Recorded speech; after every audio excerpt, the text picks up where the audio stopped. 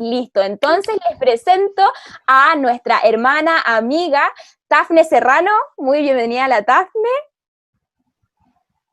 Hola. Hola, Dafne. Hola, chiquillas. Hola. ¿Cómo estáis? Muy bien, aquí estamos en Ovallín. ¡Ay, qué frío! Está llamando la Dafne.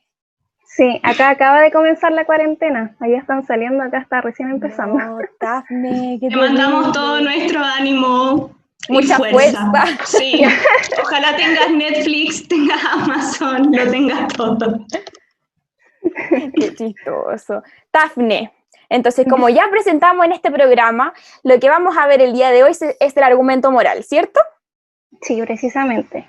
Bueno, el argumento moral es un argumento muy interesante porque es el de los más utilizados por los apologetas cristianos, como ustedes dijeran, pero antes recordar que el argumento cosmológico y el argumento teleológico, de ellos aprendimos que la ciencia y la fe no están en contradicción. De hecho, muchos científicos lo afirman de esta forma, como John Lennox o Francis Collins, y también aprendimos de Dios ciertas características, como por ejemplo que es atemporal, inteligente, personal, todopoderoso, y hoy día vamos a ver una característica más que es la moral. Así que eso nos va a dar una pista sobre Dios que es bien interesante. Tremendo. Antes de seguir, chiquillos, yo le quiero comentar de que los defensores crearon un link que yo creo que lo van a poner en los comentarios de YouTube aquí abajito, que es pythonhole.at/argumento moral, para que ustedes vayan y pongan todas las dudas que le queden respecto de este programa, y ahí los defensores van a estar publicando las respuestas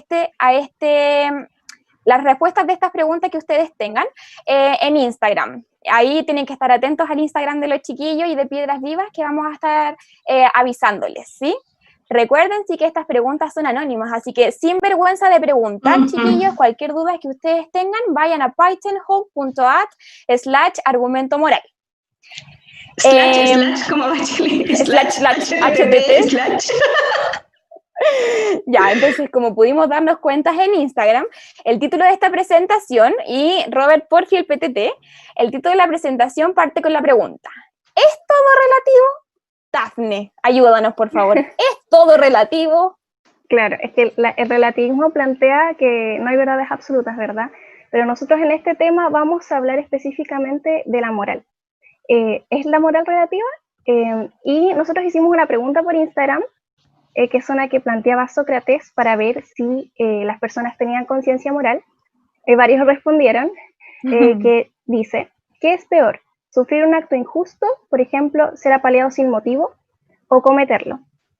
No vamos a dar la respuesta ahora porque la vamos a dejar para el final, pero es bien interesante lo que sucedió con esta pregunta, porque varios como que trataron de justificar su respuesta, incluso algunos como que nos dijeron que hubiesen preferido responder otra cosa, y eso es bien interesante porque como es una pregunta que tiene un sentido moral, nos hace dar cuenta de que a la gente le importa, de que les importa haber respondido bien. Y por eso es tan efectivo el argumento moral, porque toca algo interno de nosotros, como la conciencia siempre nos está acusando, ¿no? Si hacemos lo correcto o no. Efectivamente, bueno, de eso vamos a hablar hoy día. El día de hoy. Claro, tomamos decisiones morales todos los días. Oye, y una decisión moral sería, por ejemplo, usar o no usar mascarilla, porque si yo salgo voy a afectar a las demás personas si salgo sin mascarilla. Eso sería como un ejemplo de una decisión moral, ¿o no? Claro, sería como un ejemplo típico de una decisión sencilla, claro, pero moral, sí. Pero no todas las decisiones que tomamos necesariamente son morales, como para poner esa diferencia, porque si yo como cereal o un pancito al desayuno y tomo esa decisión, claramente ahí la moral no tiene nada que ver. Son las decisiones que estrictamente se refieren a la moral. Claro, o sea, las decisiones morales tienen relación con lo bueno o lo malo. Si me afectan a mí de forma negativa o positiva, pero sobre todo al prójimo, a los demás. Serían decisiones. Perfecto. Y a mí me gustaría hacerles una pregunta a ustedes, la siguiente. Dafne, no sé nada. ¿Se puede ser bueno sin Dios? ¿Qué opinan ustedes? Bueno, a ver, yo creo que sí, porque igual tengo amigos que no son cristianos y hacen como cosas buenas. O por ejemplo, se me ocurre Gandhi. Gandhi era un pacifista no cristiano, y él generó un movimiento no violento por la independencia de India, y como sabemos, hizo un acto súper bueno, pero no era cristiano. Entonces yo creo que sí. ¿O no? Claro, efectivamente, nosotros hemos visto, sobre todo en cuarentena, que mucha gente ha prestado ayuda comunitaria, ha hecho donaciones y distintas cosas, y sin necesariamente creer en Dios, ¿verdad? Nosotros podemos ver esto. Pero la pregunta no es si nosotros podemos ser buenos sin creer en Dios. La pregunta es si podemos ser buenos sin Dios. Y ese es el tema, porque, por ejemplo, Romanos 15 plantea que Dios puso una ley en nuestro corazón que acusa nuestra conciencia si estábamos haciendo lo correcto o lo incorrecto. Y esto independiente de si somos creyentes o no somos creyentes. El ser humano ha sido dotado por Dios con esta característica especial, que es la conciencia, así como Él ha generado leyes universales, ¿cierto?, que gobiernan el universo, también lo ha hecho de manera particular con el ser humano,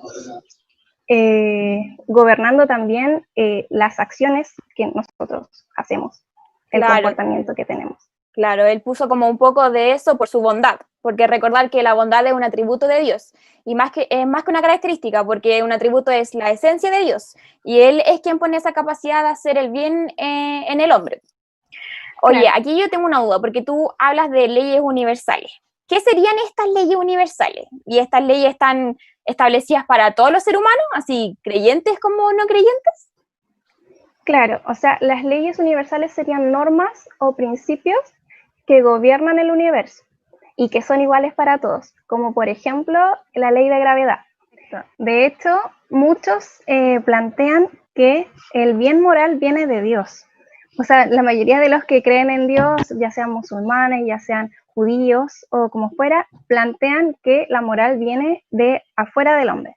De hecho, hay un pensamiento muy interesante de los griegos antiguos y de Aristóteles en específico que planteaba que la moral era extramental. Entonces, de hecho, Aristóteles decía que la prudencia, como estábamos hablando de leyes universales, ¿verdad?, que la prudencia era un conocimiento universal sobre lo bueno y lo malo. Y él relaciona la prudencia específicamente con Dios, como lo dice la siguiente cita, que dice: cosa clara es que tal como en el universo, así también es Dios en el alma, el principio del movimiento, y que todo se mueve en nosotros por obra divina.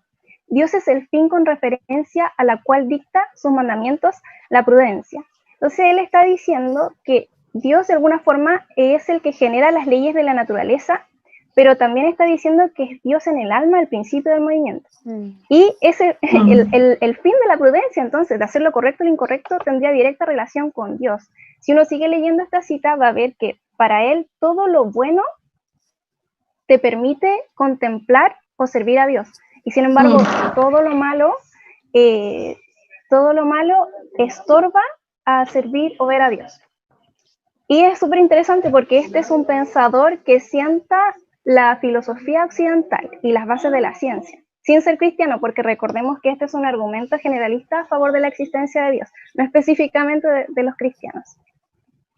Claro. Oye, atentos a las próximas secciones de defensores, porque próximamente vamos a ver la defensa del Dios cristiano por sobre las otras religiones. Datazo, es un datazo para que estén atentos a nuestras redes sociales. Spoiler. Sí, bueno, yo hago esas cosas. Entonces, como estábamos viendo con la Dafne, la cita que apareció al lado de excelente equipo acá, técnico. Acá. Esa era la cita que estábamos viendo de Aristóteles. Entonces aquí nos queda claro que hay un Dios que ocupa un lugar en el espacio filosófico más allá del cristianismo. Pero yo tengo una duda, pero así que te va a llevar directo a este argumento, Dafne. ¿Qué lugar tiene Dios en este argumento moral? Sí, bueno, primero vamos a ver el silogismo, ¿cierto? Que lo habíamos estado repasando en Instagram, ahí algunos lo estuvieron viendo y compartiendo. Yo lo compartí. Claro. El argumento general, o sea, la premisa mayor dice: si Dios no existe, los valores y deberes morales y objetivos no existen. La premisa menor dice: los valores y deberes morales objetivos sí existen. Y la conclusión es, por lo tanto, que Dios existe. Bueno, acá Dios entra en la primera premisa, ¿verdad? Si Dios no existe, los valores y deberes morales no existen. Oye, yo me surge una duda, pero así al tiro. ¿Qué es esto de moral objetiva, valores morales objetivos? Por Lo favor, acláramelo porque objetivo, si no, no entiendo nada de todo esto. ya, lo objetivo es aquello que es de una determinada manera independiente de lo que yo piense de ello. Por ejemplo, el fruto de un naranjo me va a dar naranjas y no manzanas. Claro, Y también, claro, lo objetivo generalmente es obvio. La solidez de una roca. Aunque una persona llegara y dijera, mira, ¿sabes qué? A mí me parece o opino que las rocas son líquidas. Si yo tomo la roca y la lanzo a esa persona, no va a recibir el impacto de un líquido, sino de un sólido. obvio. Claro. Oye, ¿y tenía algún como ejemplo de objetividad moral? Porque si yo me dais estos ejemplos, como lo que tú me dijiste, es súper obvio, pero quizá llevarlo como a algún ejemplo como más concreto en este argumento moral. Claro, sí. Nosotros queremos decir que efectivamente los valores morales objetivos van a ser buenos o malos independiente de lo que pensemos de ellos. Así que traemos acá un ejemplo de lo que sucedió en el siglo XX. Me gustaría explicarles que antes del siglo XX los productos comerciales que se vendían estaban, se vendían en base a los servicios que prestaban. Por ejemplo, un jabón más suave que otro o con un olor distinto que otro, cosas así. Pero en el año 1929 sucedió algo bien interesante porque los productos se empezaron a mezclar o a relacionar con valores. Entonces, destapa la felicidad de Coca-Cola. Claro, efectivamente. Entonces, en este año sucede que las empresas tabaqueras querían ganarse a las mujeres como consumidoras, porque las mujeres en esa época no fumaban, dado que era un tabú social. Entonces, estas personas empezaron a preguntar, oye, pero ¿cómo podemos romper este tabú? Entonces, contrataron a Edward Bernays, que era el sobrino de Freud, quien quien pensó en distintas campañas, usando el psicoanálisis para hacer propaganda del cigarro y mezclar este valor con la libertad. O sea, le dieron al cigarro el valor de la libertad, claro, y de la independencia que las mujeres deseaban y que veían en los hombres. Entonces, efectivamente, se rompió el tabú, las mujeres comenzaron a fumar, efectivamente se elevaron las ventas de las empresas tabaqueras, pero también pasó otra cosa. El cigarro es el artefacto de consumo más mortífero del siglo XX. Claro, y eso es como lo objetivo. Claro, sí, pues esa es la realidad objetiva. De hecho, habían hasta médicos que hacían propaganda del cigarro diciendo que era bueno para la salud, pero lo que dice Jordan Wood, el autor de Tabaco en la Historia, es que el cigarro mató a 100 millones de personas. Entonces, uno puede ver acá que si bien la realidad subjetiva sobre el cigarro, o sea, la opinión subjetiva sobre el cigarro cambió, la realidad objetiva del cigarro no cambió. Entonces uno se podría hacer la pregunta si es bueno, por ejemplo, hacer propaganda al cigarro. De hecho, cuando yo estaba estudiando publicidad, un profesor nos comentó que él tenía un colega al cual le pidieron que hiciera una campaña para el cigarro y él no quiso y se negó, y fue tanto que renunció a la agencia en la cual él trabajaba. Uno se podría preguntar. Sí. Es verdad. Oye, pero ¿qué relación tiene entonces Dios con los valores objetivos? ¿Cómo se relaciona esto de que lo objetivo no depende de mi percepción, porque lo que es como el ejemplo del cigarro, que sí o sí es mortífero, da lo mismo lo que yo piense o no piense de él? ¿Qué relación tiene esto entonces con Dios y los valores objetivos? Claro. Bueno, primero decir, si Dios no existe, los valores morales objetivos no existen, porque Dios va a ser nuestro punto de referencia sobre lo bueno y lo malo. Así como nosotros necesitamos un punto de referencia para saber ubicarnos en el espacio, estar a la izquierda o a la derecha, necesitamos un punto de referencia para saber qué es lo bueno y lo malo. En segundo lugar, es importante que esto no dependa de las perspectivas, porque cualquier persona puede pensar cualquier cosa. De hecho, hay corrientes materialistas o naturalistas que plantean que los valores morales se originaron como por la evolución del hombre, por la selección natural, pero de una manera arbitraria, así como la moral de manada de los cerdos o de los elefantes o los lobos, pero esto no tendría mayor objetividad. De hecho, lo que planteaba Richard Taylor, decía, un filósofo especialista en ética no cristiana, decía, imagina que alguien mata a una persona y toma sus bienes. Eso no tendría mayor significancia moral que un animal matando a otro y tomando lo que él tenía. O sea, para él, socialmente construido, una necesidad para la supervivencia. Y por otro lado, él decía, si un león mata a un ciervo, o si un león mata a un ciervo no se le considera homicidio, y si una foca roba un pescado a otra no se le considera robo. Eso sería netamente un juicio humano, pero no algo necesariamente objetivo ni tendría un valor trascendental. O sea, en el fondo, lo que está diciendo Taylor es que lo que es bueno o es malo es algo construido por el humano socialmente, no es objetivo, no es absoluto. Entonces, claro, si Dios no existe, los valores morales podrían servir para vivir en una sociedad, pero no tendrían un mayor significado porque fueron construidos, meramente construidos. Y existen corrientes de pensadores que crean que los valores morales objetivos que crean en los morales objetivos, pero sin considerar a Dios. Sí, de hecho existen filósofos destacados que piensan así, como Kant. Ellos plantean que existen los valores morales objetivos, pero como ideas platónicas, como que están ahí como una realidad abstracta separada de la realidad del ser humano. Por ejemplo, es como que yo diga que existe la justicia de forma abstracta y la maldad, pero la pregunta es, ¿qué me obliga a mí a ser justo? ¿Qué me obliga a mí a hacer lo correcto? Imagínate, por ejemplo, que tú vas a un tribunal y hay una persona que es acusada de homicidio. Ahí tendría que haber un juez que sentencie ese delito, porque si no, o sea, si no fuese así, si no hay un juez, en realidad las personas podían hacer lo que quisieran, lo correcto y lo incorrecto, pero las cárceles estarían vacías, o sea, no habría nadie que juzgara. Entonces, Dios toma ahí un papel importante. Necesitamos un juez supremo que le dé sentido a las obligaciones morales. Claro, aquí volvemos como al punto de referencia que habíamos dicho anteriormente. Dentro de una concepción cristiana, Dios le da sentido a los deberes morales. Dios es la razón por la cual debemos cumplir y amar al prójimo. Dios es además quien supervisa nuestras acciones y las juzga, porque Él es nuestro juez. Porque para poder tener una mirada objetiva y no solo o simplemente una perspectiva, por decirlo así, necesitamos un juez supremo. Claro. Precisamente, si nosotros sacamos a Dios del escenario, en el fondo se nos hace muy difícil explicar un sentido real o una explicación racional, darle una explicación racional a los valores morales objetivos, aunque creamos objetivamente en ellos. Claro. Oye, ¿y qué consecuencias podría traer una visión sin Dios? Porque supongo que trae como repercusiones tener una visión sin Dios.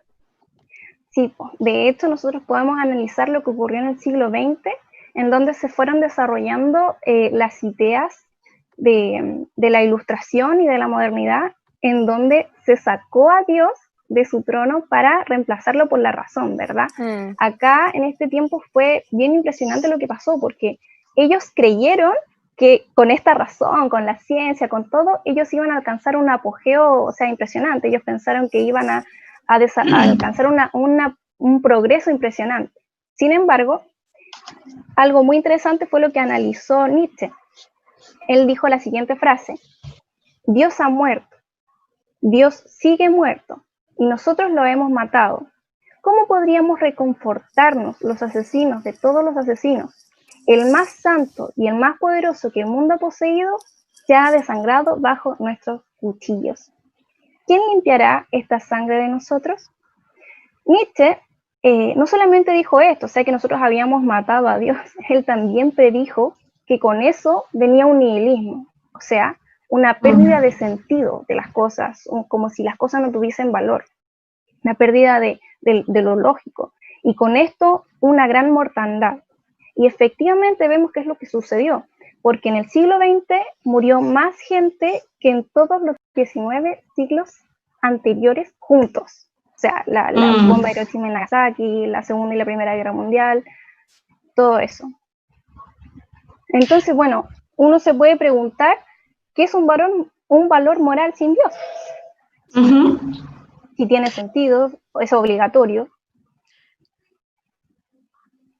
O sea, para volver como a lo último que habías dicho, sin el punto de referencia de Dios, en el fondo, ¿quiénes seríamos nosotros para juzgar lo que hizo Hitler, por ejemplo? Eso sería como... Uh-huh.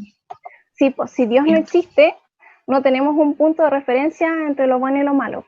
No hay una explicación racional para que existan, o sea, de los valores morales objetivos.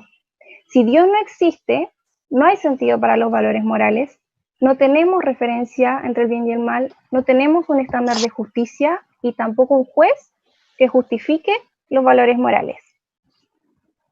Claro, a mí por lo menos me suena súper razonable, porque sin Dios la vida va perdiendo sentido. Y en esa forma no habría una forma de explicar racionalmente la diferencia, por ejemplo, entre el ser humano y los animales, como habíamos visto en los ejemplos que no diste anteriormente, Tafne.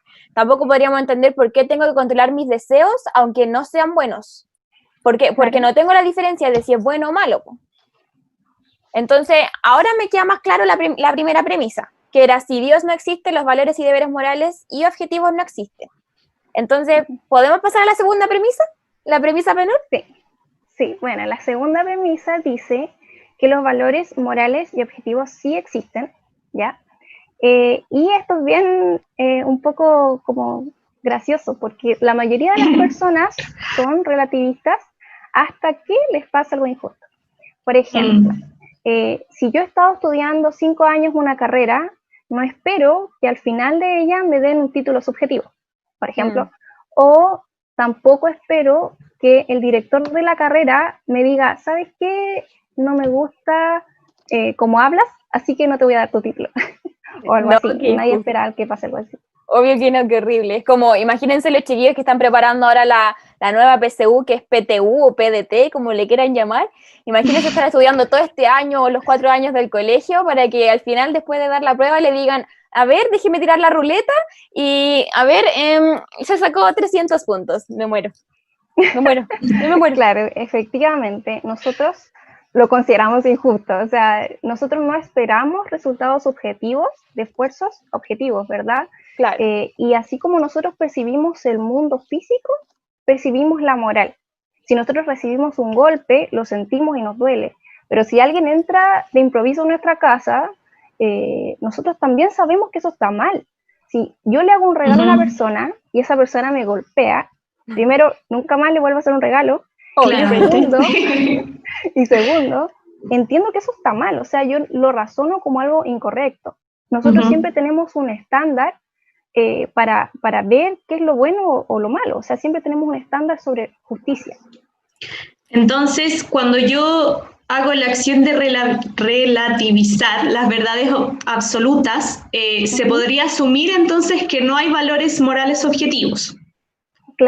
Claro, eso plantean en el fondo las corrientes relativistas, que no hay verdades absolutas. Entonces ellos van a cuestionar que existan los valores morales objetivos. Y vamos a analizar 3 de ellas que son las principales, que es el relativismo cultural, el subjetivismo ético y el convencionalismo. Primero, el relativismo cultural dice que la moral es relativa a la cultura, ¿ya? Que nosotros, cada cultura, cada país tiene una moral según sus tradiciones, según sus creencias, y se nos dice que no podemos juzgarlas, porque ellos son los que entienden por qué viven de la forma en que viven. Sin embargo, hay algunas tradiciones que son un poco, que nos dejan pensando. Por ejemplo, en algunas regiones de la India, cuando las mujeres se van a casar, se les pide una dote. Y si la dote no es lo que el esposo esperaba, si no representa la cantidad de dinero que el esposo esperaba, son asesinadas. Y esto es una práctica tradicional, es una tradición de en algunas partes de India. Y más de 8.000 mujeres murieron en el año 2012 en India por entregar una dote que se consideró inadecuada. Entonces uno podría cuestionarse, solamente porque es una tradición cultural, ¿yo no puedo decir que eso está mal? no lo puedo juzgar. O la mutilación femenina, por ejemplo, en la cultura somalí, que es actual y es por razones religiosas, entonces tampoco podría decir que está mal. Claro. Y también pasa con el subjetivismo ético, que plantea que cada uno tiene su verdad. O sea, todas las verdades, todas las posturas son igualmente válidas. Pero si fuese así, nosotros tendríamos que aceptar que Sor Teresa y Hitler tienen ideas igualmente válidas. O que Margaret Sanger, que es la fundadora del Planned Parenthood y que hizo charlas al Ku Klux Klan para promover el aborto en la población negra, tendríamos que decir que ella tendría ideas tan válidas como las de Martin Luther King, que decía que soñaba con un pueblo unido de negros y blancos como hermanos. Tendríamos que decir que son igualmente válidos. Y otro caso muy bueno es el de David Wood, que era una persona psicópata anteriormente. Y es bien interesante este caso, claro, ya no. Es bien interesante este caso porque los psicópatas tienen una característica en común, que tienen la discapacidad de sentir correctamente. Entonces ellos no sienten culpa ni remordimiento de lo que le pueden hacer a otros. Claro, yo en lo personal vi este testimonio, está en YouTube por si lo quieren ver. Es súper interesante este caso porque este personaje cuenta cómo veía el mundo desde su percepción subjetiva y esta percepción o esta alteración que él tenía de lo que podía percibir del exterior era tal que él llegó a atacar a su papá como con el fin de matarlo. Al final no lo mató, pero él lo quería matar solo para saber cómo se sentía, cuál era la experiencia que él sentía. Y lo bacán de esta historia es que él más adelante conoce al Señor, conoce a Cristo y su vida es transformada, pero al 100%. Este testimonio está en YouTube también, por si lo quieren ver. Se llama ¿Por qué soy cristiano? De David Wood. Para que los quieran ver, está en YouTube. Sí, 100% recomendado, así que lo vamos a dejar por ahí para que lo puedan ver porque es muy bueno. También está el convencionalismo, que plantea que la verdad es un acuerdo social, que está dado por las leyes que eligen y acuerdan los seres humanos.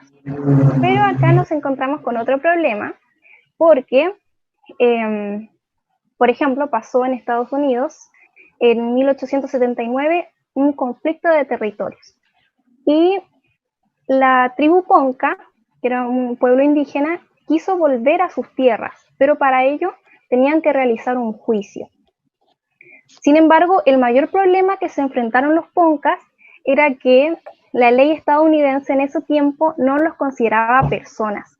Entonces ahí fue cuando se hizo conocido el canto del oso herido, que era el jefe Ponca, que decía, esta mano no es del color de las vuestras, pero si la pincho, brotará la sangre y sentiré dolor. La sangre es del mismo color de la vuestra. Soy un hombre y el mismo Dios nos hizo a ambos.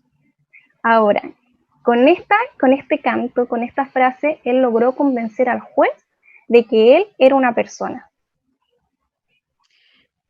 Son súper buenos ejemplos para comprender, porque hubo también un tiempo en la historia donde se preguntaron o llegaron a afirmar si es que las mujeres tenían o no alma, o cómo algunos creyeron, y quizá hay varios que lo siguen creyendo, que los judíos no se podían considerar seres humanos, por ejemplo. Claro, y también considerar, por ejemplo, que Inglaterra, cuando colonizó Norteamérica o distintas partes a las que llegó, simplemente arrasó con los pueblos indígenas, arrasaron con ellos, o se generó el apartheid, por ejemplo, en Sudamérica. En Sudáfrica.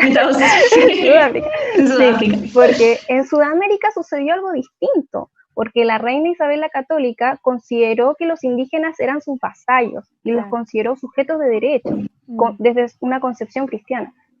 Entonces eso es interesante porque la concepción correcta del ser humano puede darle todos los derechos o ninguno. O sea, depende de que nosotros lo veamos correctamente. Por ejemplo, si nosotros creemos que las personas son iguales, independiente de su raza, de sus creencias, de su sexo, tendríamos que aceptar que existe un valor universal para el ser humano. Y, de hecho, claro, que no podría ser determinado por las leyes, ni por las personas, ni por las opiniones, ni nada de eso. De hecho, Mahatma Gandhi decía esta frase que es muy buena, que es: sé el cambio que quieres para el mundo. Ahora, si los valores Suena morales bonito. objetivos, claro, si los valores morales objetivos son ciertos, ¿ya? Esta frase tiene mucho sentido, porque haría que las personas quieran alcanzar la virtud moral, quieran alcanzar lo bueno, lo correcto. Sin embargo, si todo es subjetivo, si la moral es relativa, esta idea es tan buena para Sor Teresa como para Hitler. Claro. Yo creo que nadie podría atreverse a afirmar que son ambas igualmente válidas sin pasar por un juicio social de por medio. Claro, efectivamente. Entonces nosotros vamos a decir que los valores morales sí existen. ¿Por qué? Porque primero hay una experiencia inmediata. Así como nosotros percibimos el mundo físico, como decíamos recién, nosotros no esperamos tampoco resultados subjetivos de esfuerzos objetivos.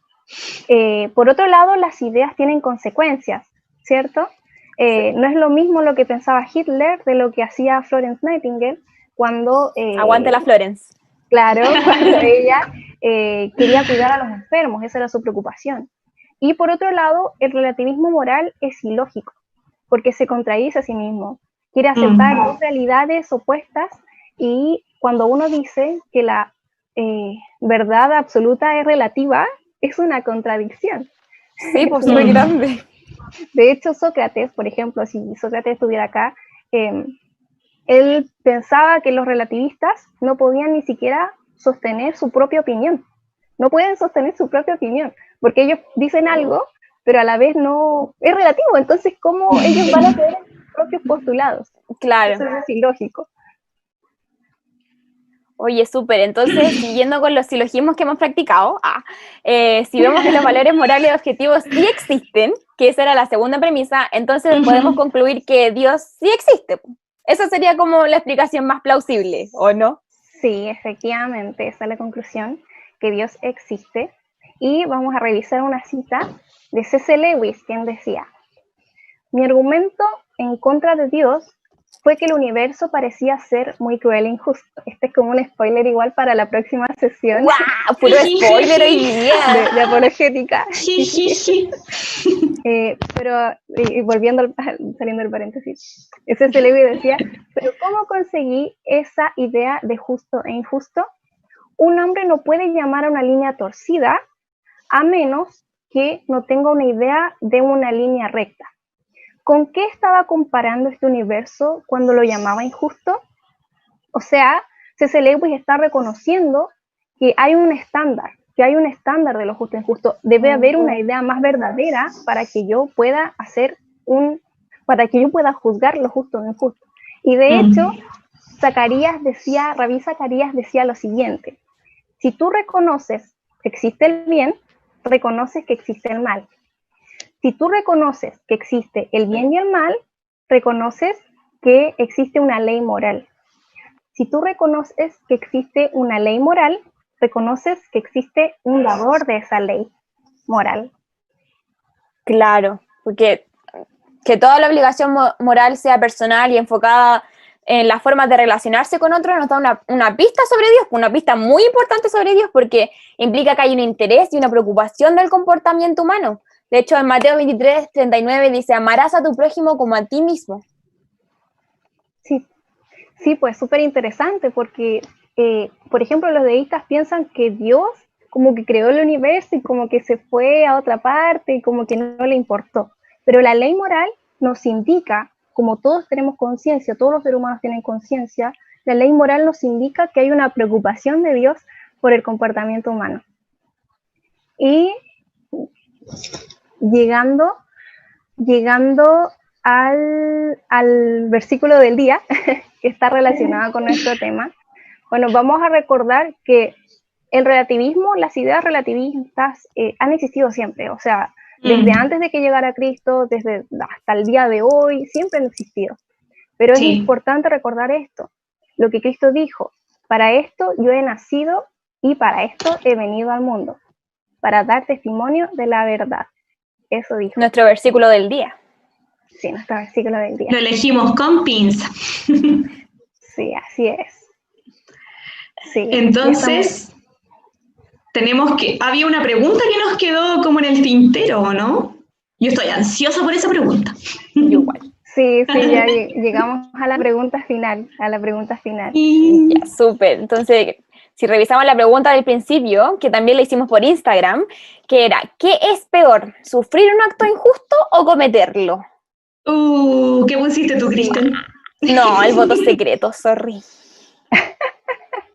¿Qué diría Sócrates? Bueno, acá,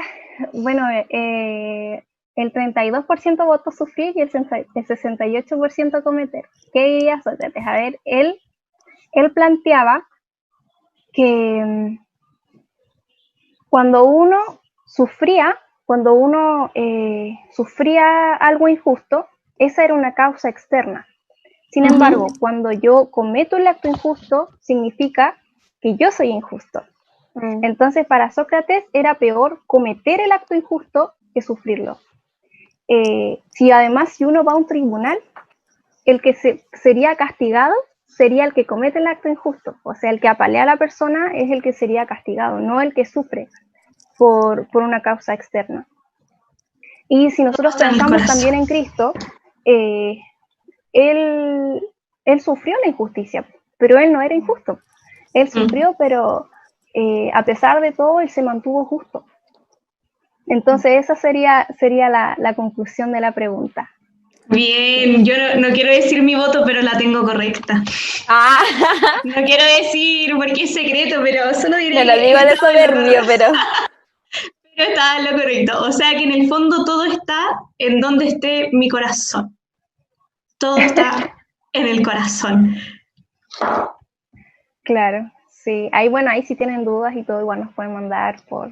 Han llegado varias dudas al link Pitchen. Sí, todos los chiquillos están atentos ahí a los comentarios porque le hemos dejado el link varias veces y ahí ustedes, si no tienen ninguna pregunta, pueden votar por alguna pregunta que quieran que sea la más prioritaria. Así que vayan al link que recién dejamos en los comentarios para hacer alguna pregunta o votar por alguna pregunta. Y atentos a las redes sociales de los defensores y de Piedras Vivas porque vamos a estar ahí comunicando dónde se van a dar las respuestas a estas preguntas. Yes, así que síganos en Instagram, acuérdense. Sí, se me pasó muy rápido el argumento moral. Sí. Ya vamos llegando al final del argumento. Primero que nada, dar gracias por el espacio, por habernos permitido estar acá. Y también, ya me tengo que ir, pero les vamos a dejar con un video que resume el argumento moral de William Craig y también con una canción a modo de reflexión. Lo otro que les quería comentar, que la próxima sesión va a ser un gran tema porque va a tratar de el problema del mal. El problema del mal que estaba relacionado con lo que decía Se viene, es que todo está en armonía, todo está relacionado. Sí, es real. Sí. Así que eso, pues muchas gracias a Defensores. Gracias a ti. Gracias a los chiquillos que nos han ayudado y eso. Gracias. Nos volveremos a ver. Vamos Corre video entonces. ¿Puedes tú ser bueno sin Dios? Veamos. Absolutamente asombroso. Ahí lo tienes. Prueba innegable de que tú sí puedes ser bueno sin creer en Dios. Pero espera, la pregunta no es, ¿puedes tú ser bueno sin creer en Dios? La pregunta es, ¿puedes tú ser bueno sin Dios? Aquí es donde se encuentra el problema. Si Dios no existe, ¿qué fundamento permanece para la objetividad del bien o el mal, de lo correcto o incorrecto? Si Dios no existe, los valores morales objetivos no existen. Y aquí está el porqué. Sin algún punto de referencia objetivo, no tenemos forma de decir que algo está realmente arriba o abajo. La naturaleza de Dios proporciona un punto de referencia objetivo para los valores morales, que es la norma o patrón contra el cual se miden todas las acciones y decisiones. Pero si Dios no existe, entonces no existe ningún punto de referencia objetivo. Todo lo que nos queda es el punto de vista de una persona, el cual no es más válido que el punto de vista de cualquier otra persona. Esa clase de moralidad es subjetiva, no objetiva. Es como tener una preferencia por el helado de fresa. La preferencia se encuentra en el sujeto, no en el objeto, de manera que eso no se aplica a otras personas. De la misma forma, la moralidad subjetiva se aplica solamente al sujeto. No es válida ni obligatoria para nadie más. Así que, en un mundo sin Dios no puede haber ni mal ni bien, nada sino una indiferencia ciega y despiadada. Dios ha expresado su naturaleza a nosotros por medio de mandamientos. Esos mandamientos proporcionan la base para los deberes morales. Por ejemplo, el atributo esencial de Dios del amor es expresado en su mandamiento «Ama a tu prójimo como a ti mismo». Ese mandamiento proporciona un fundamento sobre el cual podemos afirmar la bondad objetiva de la generosidad, la abnegación y la equidad. Y asimismo podemos condenar la maldad objetiva de la avaricia, el abuso, la discriminación y la opresión. Esto presenta un problema. ¿Es algo bueno simplemente porque Dios lo desea? ¿O Dios desea algo porque eso es bueno? La respuesta es ninguna de las dos. Más bien, Dios desea algo porque Él es bueno. Dios es el estándar de los valores morales de la misma manera que una actuación musical en vivo es el estándar para una grabación de alta fidelidad. Mientras una grabación suene más como la original, mucho mejor será. De la misma manera, mientras una acción moral se conforme más a la naturaleza de Dios, mucho mejor será. Pero si el ateísmo es verdadero, entonces no existe un estándar definitivo, de modo que no puede haber ninguna obligación o deber moral. ¿Quién o qué impone tales deberes sobre nosotros? Nadie. Recuerda, para el ateo, los seres humanos son solo accidentes de la naturaleza, animales altamente evolucionados. Pero los animales no tienen obligaciones morales los unos para con los otros. Cuando un gato mata a un ratón, él no ha hecho nada moralmente malo. El gato simplemente está siendo un gato. Si Dios no existe, entonces deberíamos considerar el comportamiento humano de la misma manera. Ninguna acción debería ser considerada moralmente correcta o incorrecta, pero el problema es que el bien y el mal, lo correcto e incorrecto sí existen, así como nuestra experiencia sensorial nos convence de que el mundo físico es objetivamente real. ¡Ay! Nuestra experiencia moral nos convence de que los valores morales son objetivamente reales. Cada vez que tú dices, «Oye, eso no es justo, eso está mal, eso es una injusticia», estás afirmando tu creencia en la existencia de la moralidad objetiva. Estamos conscientes de que el abuso infantil, la discriminación racial y el terrorismo son incorrectos para todas las personas siempre. ¿Es esto simplemente una preferencia u opinión personal? No. El hombre que dice que es socialmente aceptable violar a niños menores está tan equivocado como el hombre que dice que 2 más 2 es igual a 5.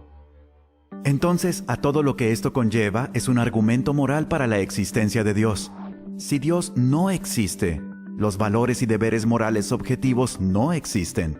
Pero los valores y deberes morales sí existen. Por lo tanto, Dios existe.